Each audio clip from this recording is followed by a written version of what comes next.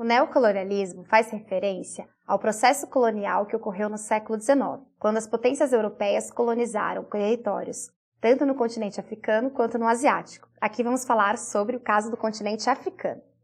Quando pensamos nesse processo, é o marco inicial a Conferência de Berlim.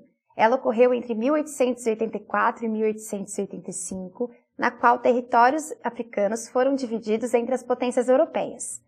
Eles de fato pegaram o território africano e foram definindo quais daqueles espaços seriam colonizados por quais potências europeias, com o objetivo de adquirir recursos, assim como usufruir das vidas humanas que lá existiam. O contexto do século XIX é o momento em que as potências europeias passam pela segunda revolução industrial, que implica a maior necessidade de recursos, assim como o mercado consumidor.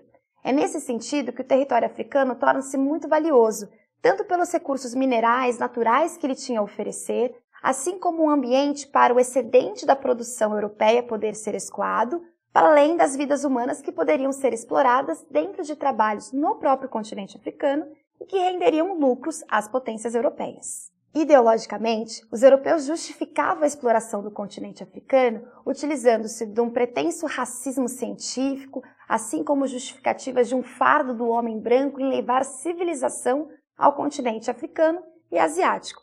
A ideia era que a civilização, a educação, a cultura, os preceitos de maior prestígio que uma sociedade poderia atingir eram aqueles vividos na Europa.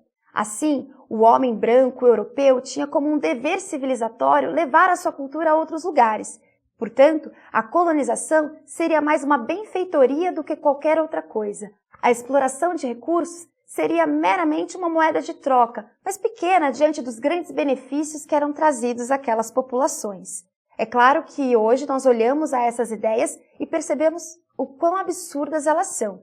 O racismo não tem nada de científico, apesar de diversos cientistas terem tentado prová-lo ao longo do século XIX. Após a Segunda Guerra Mundial, as colônias africanas organizam-se para realizar as suas independências, inclusive havendo colaborações entre elas. Nasce o movimento pan-africanismo, assim como movimentos de negritude.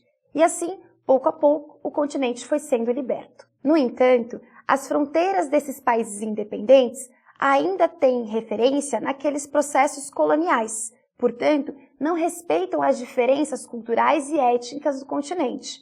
No mapa nós observamos dois tipos de linha, aquelas que fazem referência às etnias e as que fazem referência de fato aos territórios independentes.